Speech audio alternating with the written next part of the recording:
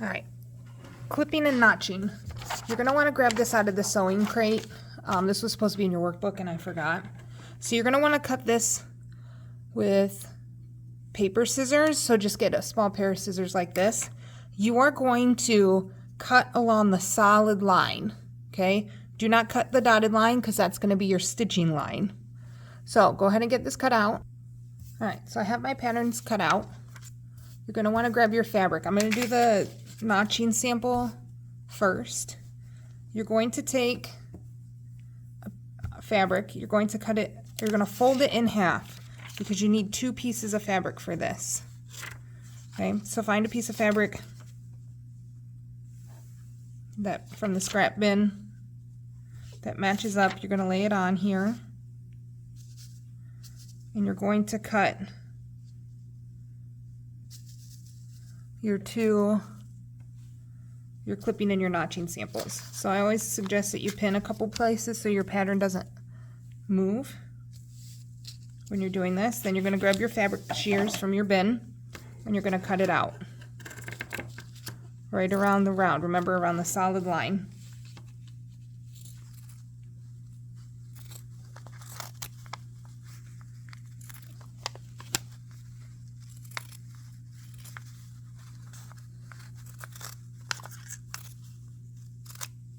Okay, so you have your notching, your 2 notching, and you're going to do the same thing for your clipping for this one. You're going to fold your fabric in half.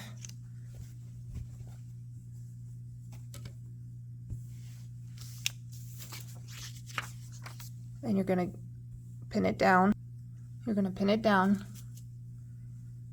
in a couple of spots so it doesn't fly away. It does not need to be on the fold.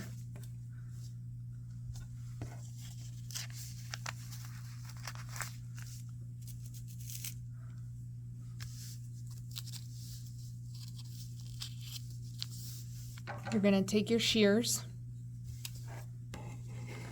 and you're going to also cut this one out. Long, even cuts. Okay, don't cut like this. Okay, then you don't get even cuts that way. You want to do long, even.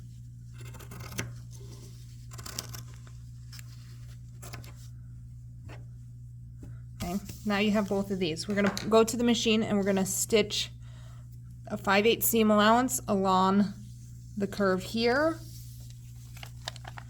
And we're going to stitch the 5/8 along this. So we're going to put our wrong sides facing out. Okay, so you're at the machine. If you need a piece of tape so that you can sew a straight 5/8 line, you can. Match the edge of your fabric with the edge of your tape or with the 5/8 line. Okay, always make sure your fabric's kind of farther back on your presser foot. Like always, you back stitch. So go forward a little bit, go back, and then you're going to continue to sew the 5/8 all the way around. So you always want your fabric to constantly be moving and lining up with the edge of the tape.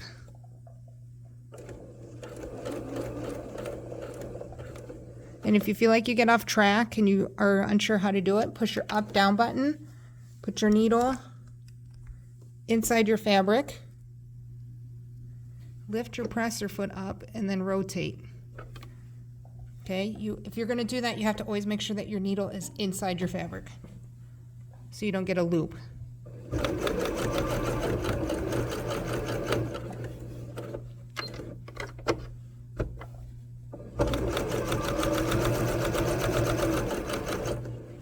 And especially with this one, because it is a big curve, you might have to do it quite a bit just so that you're staying on the 5/8 and so you get around.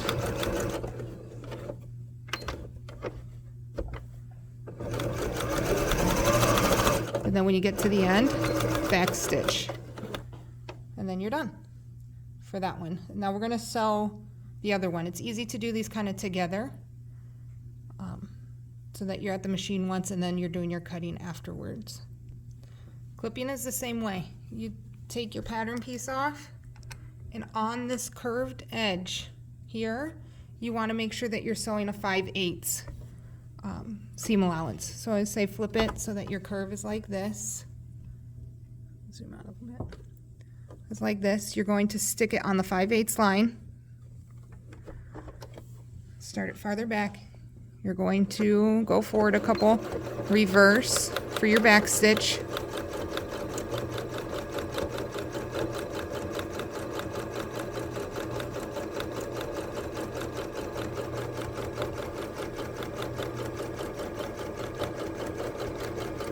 And then when you get to the end, you also want to back stitch. Okay, now you're going to set your machine aside. Okay.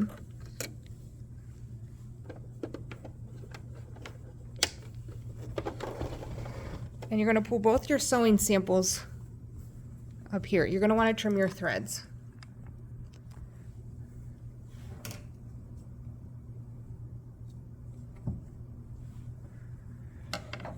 Now, clipping and notching. These are going to be done on your pajama pants on the seam. It lessens the bulk that you have going on. So your notching sample, which is the half moon or half circle, just means that you have to cut small triangles along the seam allowance without actually cutting your stitching line. So you're going to take your shears, which yours are red and white, and you're going to, along the curve, okay, cut out small little triangles. So you go one way and then the other way. Okay, so you've got a triangle, and then you're going to continue that process all the way around. One way, the other way, until you have all your notches done. And you don't want these to become too big. Okay, it's okay to have a lot of these.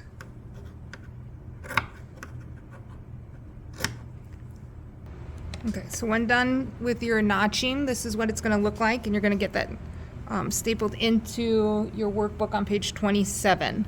Now, you're going to move on to, so your notching is done. Now you're going to do your clippings. So that was this pattern.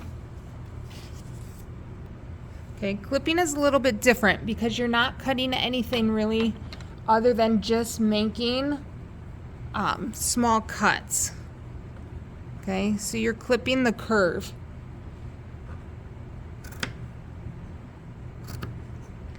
Okay, so the notching you were actually cutting.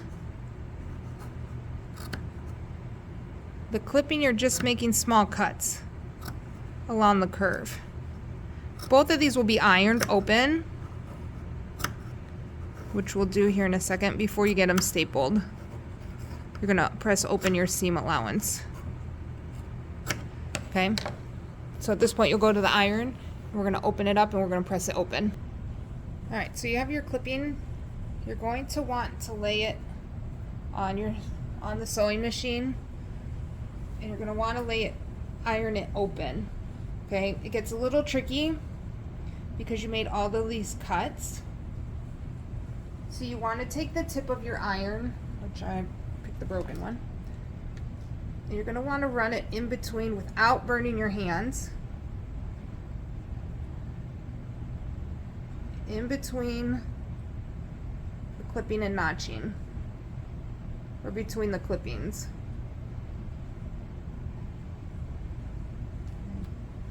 Do a few at a time. And then you're going to want to do a few others.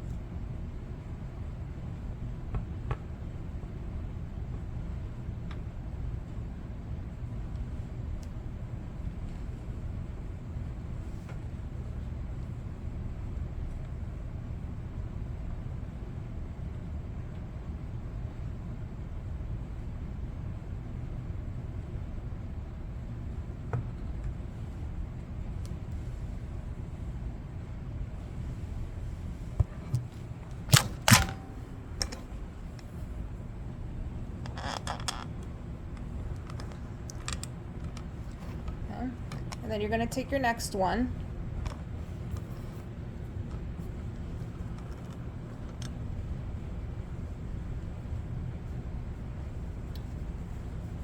And you're going to want to take it to the edge of the ironing board,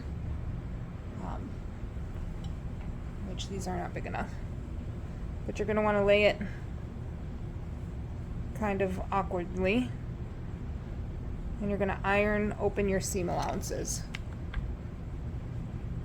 through the notching.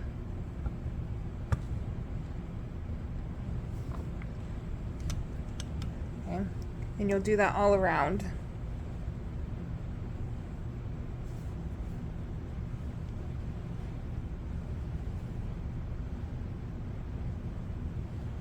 As best as you can, all the way around. And then you'll come get it checked and you staple them into your books.